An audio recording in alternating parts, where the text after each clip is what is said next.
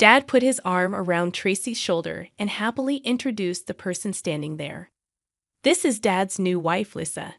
Nice to meet you," he said. "I wasn't expecting this. But I already have one mom. I can't accept someone else as my mom," I replied firmly. Dad smirked. "So you're saying you'll leave because of Lisa? If you want to live with your new mom, then fine. I'll go pack my things," I said bluntly, surprising both Dad and Tracy. I started packing in my room. "Thank you for everything. From now on, we're strangers. I won't know what happens to you," I told them. A month later, Dad called desperately for Lisa's help.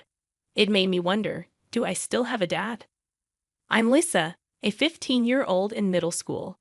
I used to think I was the happiest kid, loved and cherished by my parents. But things changed when I was in 6th grade. "Are you Lisa?"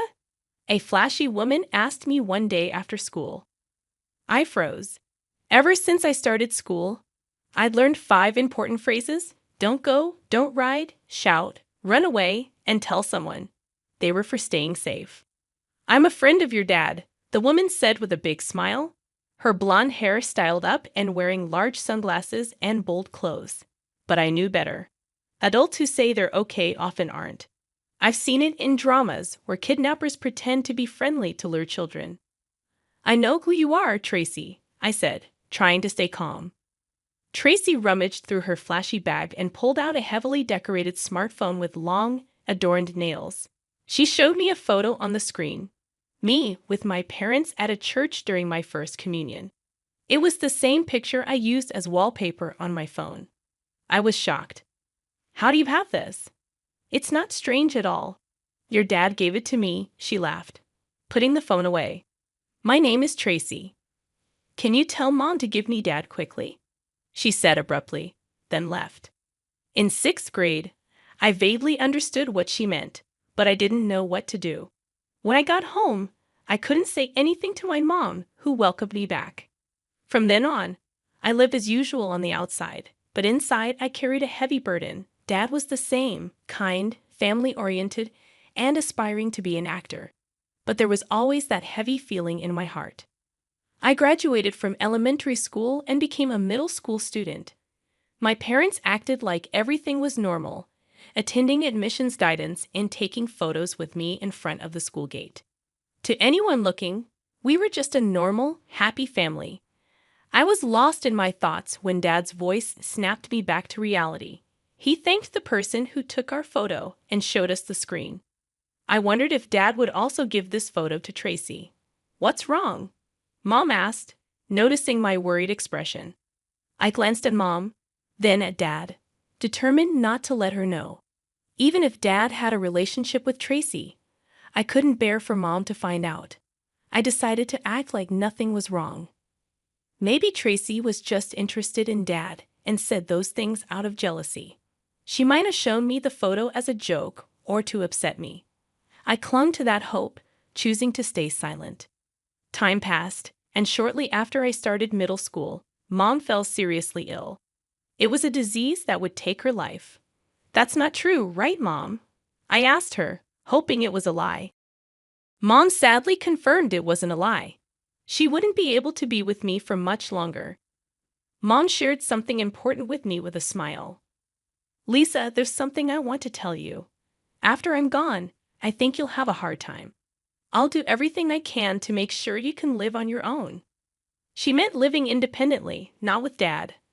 I understood what Mom was hinting at, but I couldn't bring myself to ask directly. It seemed like Mom thought I knew, but chose not to discuss it. "When that time comes, there might be things you don't like, but I want you to believe that I did it for you," Mom said. "I understand," was all I could say.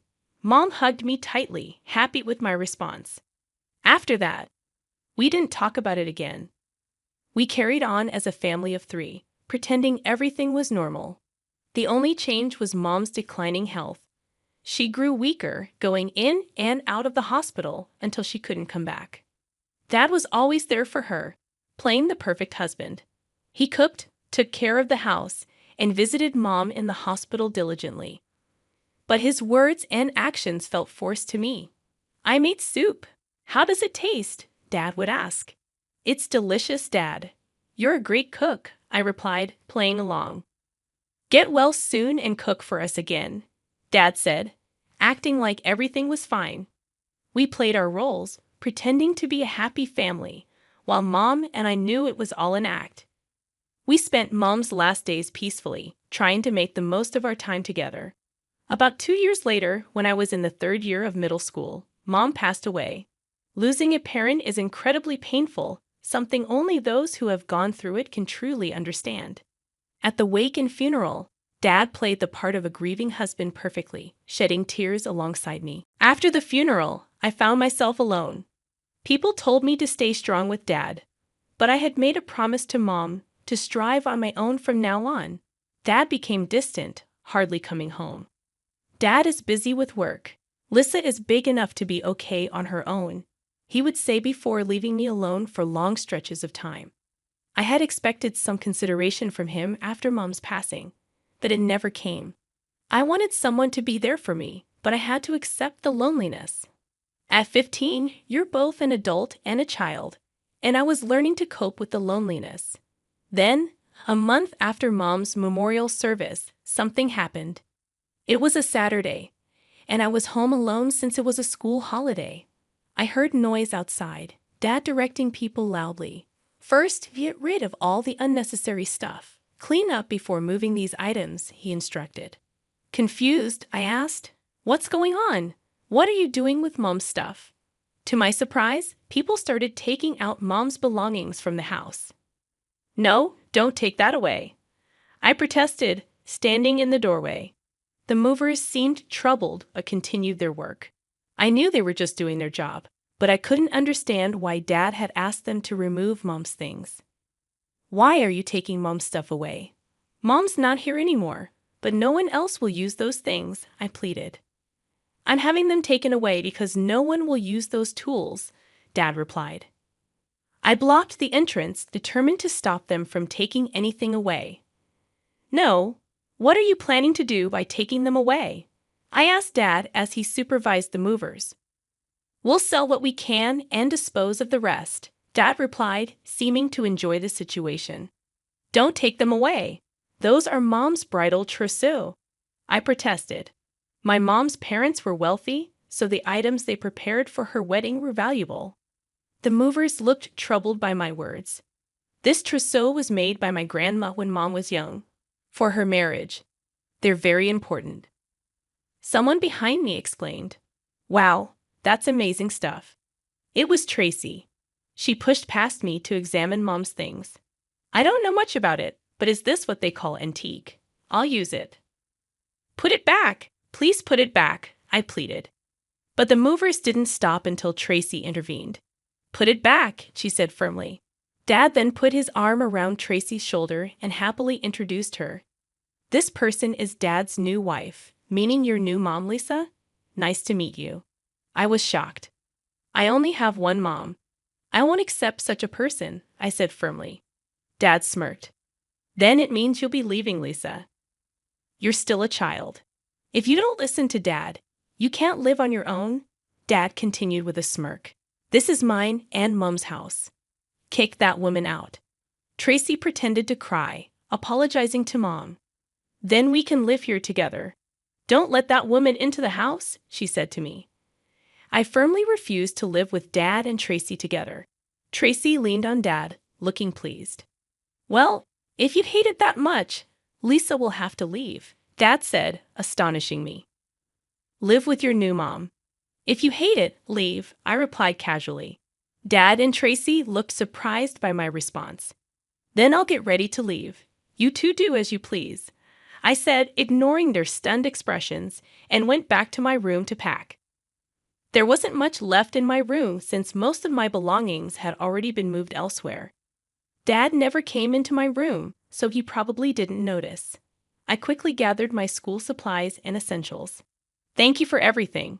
From now on, we are strangers. I won't know anything about what happens to you," I said to Dad and Tracy, then walked out of the house. A taxi I had called arrived, and I got in, telling the driver my destination. "Goodbye, Dad," I murmured quietly. I arrived at my grandparents' large house in the suburbs. They welcomed me with tears. Lisa, you did well, my grandparents said, relieved. We were completely deceived all this time, playing the roles of the good husband and father. They added regretfully. But I was okay. I already knew. Mom knew about Dad's affair, maybe even that Tracy had approached me. She never talked to me about it. I wondered if she would have continued pretending to be happily married with Dad if she hadn't gotten sick. Mom must have made her decisions thinking about what would happen to me after she was gone. She said she would do everything she could to prepare me, including teaching me household chores. I had been helping Mom from a young age, and we cooked together since I was in elementary school. I learned her recipes and could make most of her dishes. In the last year before she passed away, Mom taught me as much as she could, so even when Dad wasn't home and I was living alone, I could manage household tasks like laundry and cleaning. It was all thanks to what Mom had taught me. A month after I left Dad's house, he started calling incessantly. I expected it, but I ignored the calls. I didn't answer my phone throughout the day. When I finally checked it at night, there were over 300 missed calls. The phone kept ringing silently in front of me, lighting up to alert me. Maybe it's about time, I thought, and answered quietly. Hello? I said. Lisa, why didn't you answer sooner? Do you have any idea how many times I've called? Dad yelled immediately. I stayed silent. Hello, Lisa. Why aren't you responding? He continued. I remained quiet. It's Dad. You haven't forgotten my voice, have you? He asked. I wish I could forget, but unfortunately, I remember, I thought. Lisa, help me. I don't have anyone. After I hung up, Dad was silent for a moment before he continued. It's me, Dad. I'm really in trouble. Can't you help? Lisa isn't the kind of daughter who would abandon her parents, right? His pleading voice was sickening. As I said earlier, I don't have a father, Dad, I replied firmly. Lisa, do you have the wrong number? Please check, I added before turning off my phone. This way, I wouldn't have to hear from him again. I planned to cancel the phone soon. The next day, Dad and Tracy showed up at my grandparents' house. Let me see, Lisa. You must have influenced her. Send her back right now, Dad demanded. That's right. A young and beautiful mom came to pick you up. So hurry back home, Lisa. I'll forgive you now. Give back that house, Tracy chimed in. But they were kicked out because they came to my grandparents' house. Before Mom passed away, she transferred ownership of various properties, including the house, to me. The house was a gift from my grandparents when my mom got married. Knowing about her illness, Mom acted quickly and transferred ownership to me. She even paid the inheritance tax properly. However, she didn't inform Dad, so Dad must have thought he had rights over the house, believing Mom's estate belonged to him. That's why he panicked. I asked a lawyer, who was my guardian, to send a notice of eviction to Dad once I learned the facts. The notice stated he had to vacate within a month or I would sue. It was clearly written. At the same time, I had the lawyer write that all the furniture in the house belonged to me, and if anything was damaged, I would claim compensation. Before leaving, I had taken photos of all the household items. I remembered the movers handling things quite roughly, and I worried that Tracy may have caused some damage. The high-quality, one-of-a-kind furniture made by artisans would be costly to repair. I hoped there was no damage. About 10 days after my notice was delivered, I received a counter notice from Dad. It contained a will from Mom stating that all her estate was to be left to Dad. It seemed to be something Mom wrote earlier. The notice demanded that, according to the will, my grandparents should immediately transfer all of Mom's estate to Dad. It accused my grandparents of deceiving their precious granddaughter and destroying the father-daughter relationship, demanding my immediate return. In response, we sent another notice explaining that the will was invalid because there was a newer will. Wills are prioritized by the date they were made, and the one Dad had was dated shortly after Mom was diagnosed. In contrast, another one was dated the day before she passed away. Mom had prepared the will in advance and filled in the date when the time came, handing it over to the lawyer. There could be no newer will than this. In Mom's trembling handwriting, I could feel her determination not to leave anything to Dad. Her will stated that all her estate was to be left to me, and I would be adopted by my grandfather, ensuring Dad would not have custody. All procedures were entrusted to my lawyer, who is my guardian. Although most of Mom's estate was already in my name, she expressed her intent not to leave even a penny to Dad. A few days after sending the second notice, a lawyer hired by Dad contacted us. Dad wanted to see me. Your father believes Lisa is under some misunderstanding. He doesn't understand why you suddenly left and this treatment. What happened? The lawyer inquired. Dad had hidden Tracy's existence from the lawyer, claiming I silently left for my grandparents' house and became unreachable. He also claimed that they called the police when he visited my grandparents' house, and they wouldn't let him see me. He feared I might be held captive by them. Worried sick about me, my daughter is still a minor, he appealed. He said he couldn't believe I would agree to be adopted by my grandpa without his consent as my biological father. My grandparents had deceived me, and I believed their lies. Dad insisted tearfully. She's my only precious daughter left by my wife. Please, I beg you, help me get my daughter back. The lawyer said it was difficult to watch Dad speak so emotionally about me. Your father believes that you must be confused after losing your mother. He, too, lost the love of his life and couldn't be there for you. He thinks that might be why things have been this way since Mom was alive. But why is he so theatrical? Maybe it's because he once aspired to be an actor, I thought to myself. I remembered something on her deathbed. Mom asked Dad to take care of me, and he agreed, holding her hand. Even my skeptical grandparents were moved to tears by this scene, like something out of a drama. I watched coldly as Dad held Mom's hand. I felt no warmth of affection there. He continues to act until the end, doesn't he? I remarked. Then I played a recording for the lawyer. It was from the day the movers came to the house and when they came to my grandparents' house. The recording revealed Dad's true nature. The lawyer's expression changed upon hearing it. Dad had been pretending to care about Mom and me all along, but after Mom passed away, and when it came time to bring Tracy into the house, his true colors finally showed. I finally had the evidence in my hands. Well, this seems to be a different story. My apologies, the lawyer said politely and left. Later, he informed me that he had declined Dad's request and was suing him for breach of contract for lying about the circumstances. After all of this, no one will be willing to represent your father.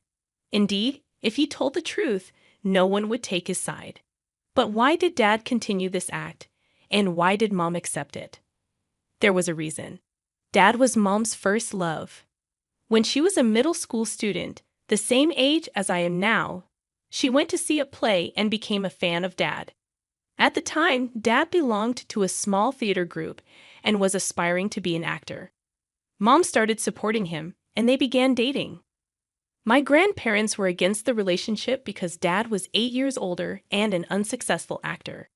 But shortly after Mom graduated from college and became pregnant with me, they reluctantly allowed the marriage under the condition that they take Mom's surname. Mom was the only daughter of a big company's president. Dad quit acting after getting married and joined a subsidiary of my grandpa's company.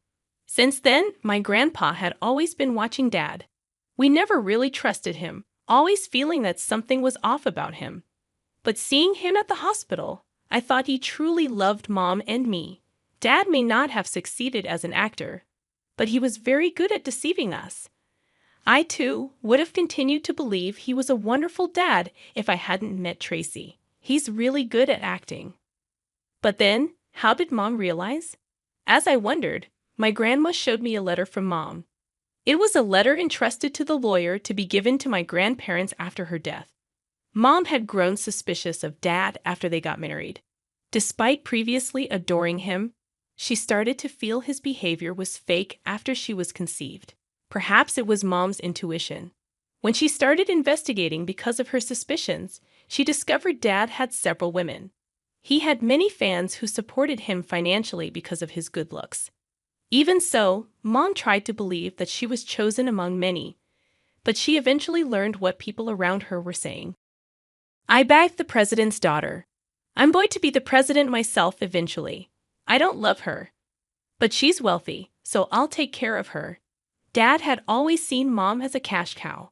Even when she was just a fan, she was shocked to discover this. But she hoped that once the baby was born, they could be happy as a family. After I was born, Dad became a perfect father on the surface, and everyone was deceived. But Mom continued to struggle with wanting to believe in him and not being able to. She kept investigating him regularly. Then Tracy came into the picture. Tracy was a worker at a nightclub Dad frequented. She believed Dad was the heir to a large company and became his mistress, thinking she could replace Mom if Mom stepped aside. But in reality, Dad was just Mom's husband, not my grandpa's son. Tracy didn't know that and came to me with such intentions. Dad and Tracy eventually gave up and left the house. Even if the affair came to light, Mom, who could have filed for divorce, was no longer there. They had nothing more to lose or pay, and they seemed resigned to their fate. But I could sue them. I made sure they knew that.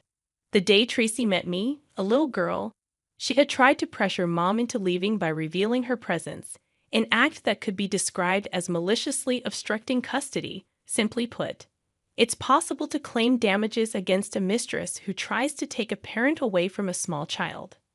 Tracy denied doing such a thing, but a detective I had hired happened to capture the incident on video. Tracy begged for forgiveness, asking me not to sue, but I was relentless. As a result of the lawsuit, Tracy's actions became widely known, and she could no longer work at the club where she had caused various problems. The club, a high-end establishment, values its reputation above all, and they couldn't afford to employ someone like Tracy. The club asked Tracy to resign, and Tracy threatened to sue me for defamation. I told her to go ahead with suing me. It wouldn't bother me at all. In fact, it would probably be more troublesome for Tracy. In the end, she didn't sue and left the club. It's unlikely she'll be able to work in such high-end places anymore. My lawsuit is still ongoing. Even if I win, I won't get much money, but that's not the point. I will not let them escape. I intend to fight to the end. Dad could no longer stay at his company. Originally, he got in through my grandpa's connections, and being the son-in-law, he was expected to eventually take over. So no one could say anything against him, no matter what he did.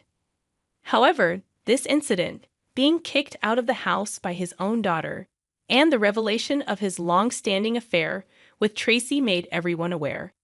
It turns out he wasn't very competent at his job to begin with. Well, he could always put on a competent face. Acting was the only thing he was good at, making him seem like a sharp individual.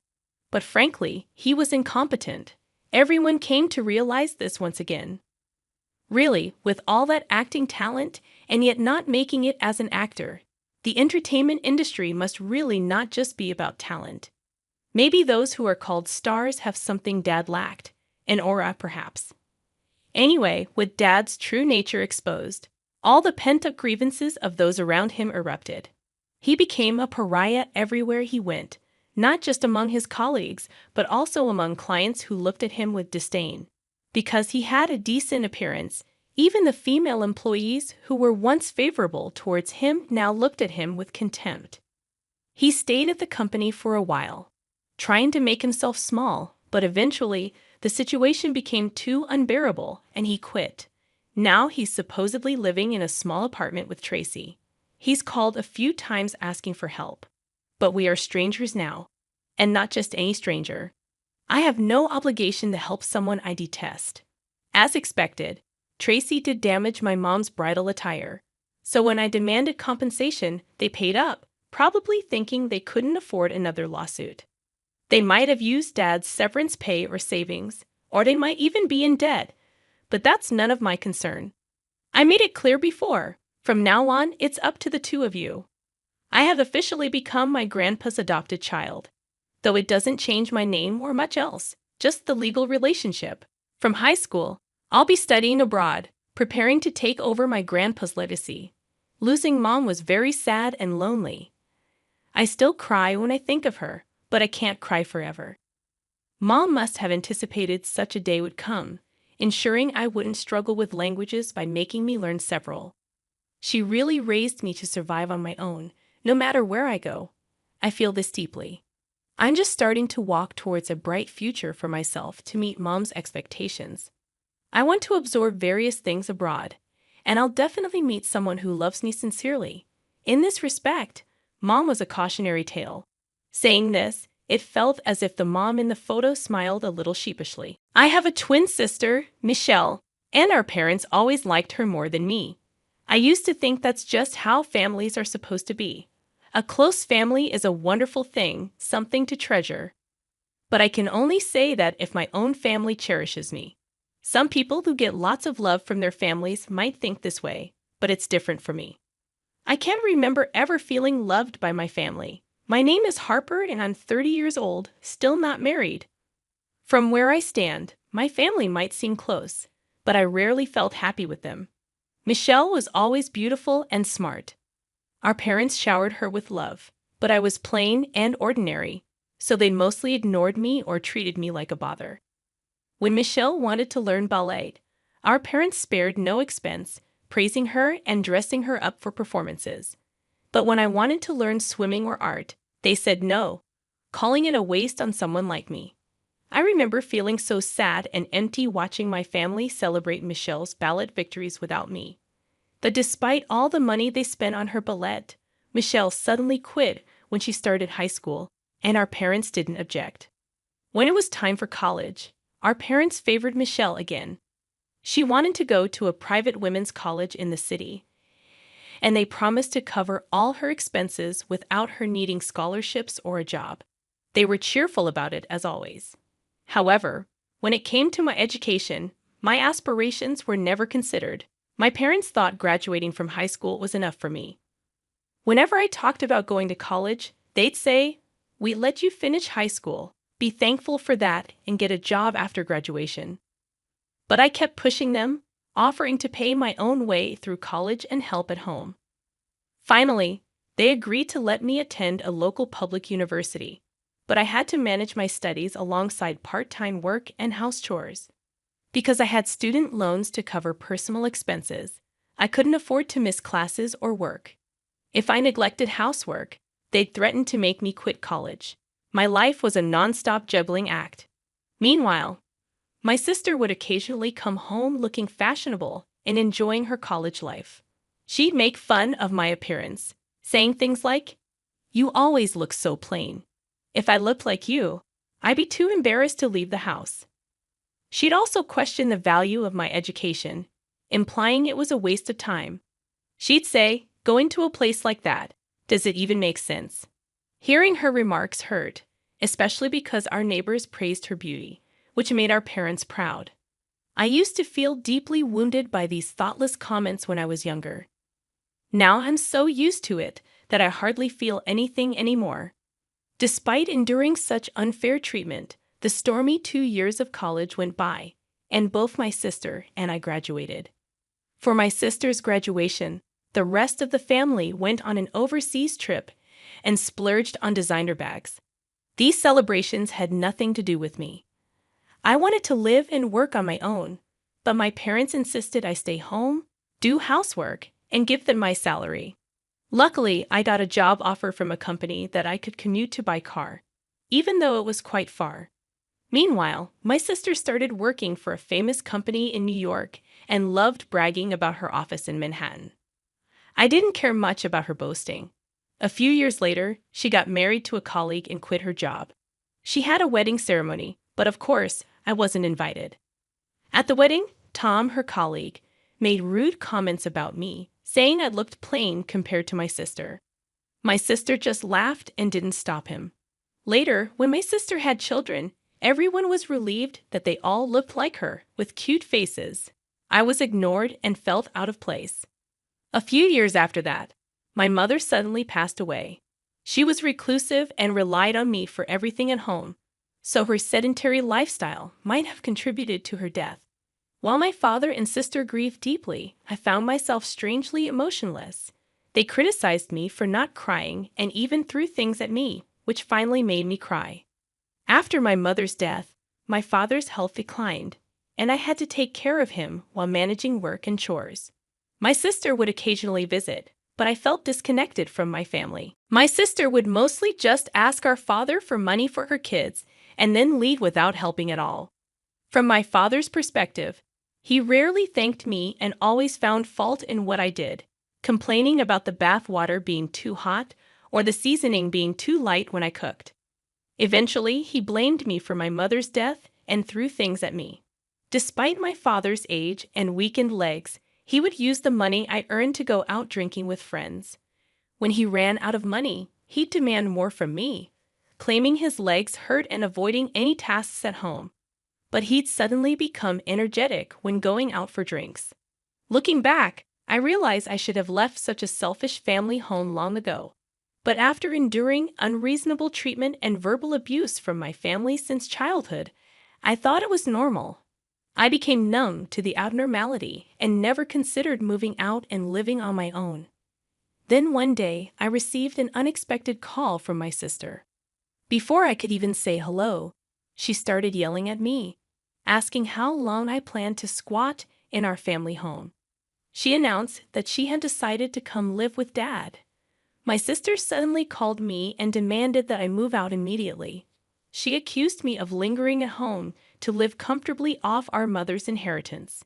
This accusation troubled me because I didn't know about any inheritance. I decided to ask my father about it. When I confronted my father, he looked at me disdainfully and confirmed that he was indeed planning to live with my sister. He said he couldn't tolerate living with someone like me who couldn't do housework properly or get the bathwater temperature right. He praised my sister for offering to take care of him and surround him with his cute grandchildren. He criticized me for underperforming since childhood, not getting married, and spending money at home. He declared that he was cutting ties with me and told me to go somewhere else. I was deeply hurt by my father's harsh words, questioning if I was really just someone who spent the family's money. Despite my doubts, I finally made up my mind. Since both my father and sister wanted me to leave and sever our family ties, I decided there was no point in hesitating anymore. I resolved to move out and take a new step forward. I contacted my sister and informed her that I was moving out because Dad also wanted to live with her and was cutting ties with me. I apologized for everything and asked if I could take my belongings with me. My sister responded callously, implying that my belongings were cheap and would be in the way. She warned me not to touch anything else in the house or the money, threatening to call the police if I did. After our conversation, I focused on packing my things for the move. A few days later, buried in a pile of cardboard boxes in my new place, my phone rang loudly. It was my sister yelling at me, asking angrily what was going on. Confused and taken aback, I held the phone away from my ear to protect myself from her piercing voice. I could still hear my sister loud and clear despite holding the phone away from my ear. She demanded to know where I had taken all the furniture and appliances from the house. I calmly explained that I had taken everything that belonged to me, items I had bought with my own money from my job. But my sister refused to believe me. She accused me of using our mother's inheritance to buy expensive items after her death. I sighed, realizing she had misunderstood everything. I patiently explained that our mother didn't have any inheritance to leave behind. She was just a regular housewife, and there was no way she could have left the amount my sister imagined. My sister, still confused, angrily insisted that all the furniture and appliances were replaced with new ones after our mother passed away and accused me of using our mother's supposed inheritance. I reiterated that I had purchased everything with my own salary to save time and manage the housework after our mother's death. Despite my explanations, my sister continued to believe otherwise, unable to accept the reality. As I tried to explain calmly, my sister remained unconvinced. She questioned me about the car that had been at our house for a long time, assuming it belonged to our family. I clarified that the car was actually in my name and had been for a while. My sister refused to believe me and accused me of lying. She expressed frustration, revealing that she had quit her job and used up all her savings, believing that we could live comfortably off our mother's supposed inheritance. Now feeling stranded without transportation, she blamed me for her predicament. I was overwhelmed by my sister's selfishness and tried to reason with her, explaining that there was no inheritance and that she had misunderstood everything. However, she seemed fixated on the idea of living luxuriously off our mother's non-existent inheritance. Despite her ongoing rant, I felt I needed to tell her one more important thing. I asked if she knew about Dad's debt. However, it seems my response was, as I suspected. My sister was shocked when I mentioned our father's debt, indicating she had no prior knowledge of it. Our parents had kept the existence of this debt hidden from her. Despite not being wealthy, our family often lived beyond our means, relying heavily on loans to cover expenses, particularly for my sister's needs like ballet lessons and college tuition. I pointed out that since my sister wanted Dad to live comfortably without worries, she should also take responsibility for the debt incurred for her benefit. I sarcastically praised her as a wonderful daughter for not wanting Dad to worry about the debt. My intentional sarcasm infuriated my sister further, and she accused me of mocking her. She continued to believe that I must have secretly used our mother's inheritance to afford the high-end electronics and furniture, despite my explanations. Feeling frustrated, she also criticized my job at an unknown company, implying that I looked down on her job and made fun of it. As my sister continued to berate me, she displayed a clear lack of understanding of my career. She assumed I worked at some unimpressive, unknown company doing a mediocre job. However, I actually work at a financial firm, which is a foreign multinational company. Her confusion about the term foreign indicated her limited knowledge, likely because our family wasn't adept at foreign languages. They often trivialized things they didn't understand or hadn't heard of before. In reality, the company I work for is well known globally, something that anyone with basic general knowledge would recognize.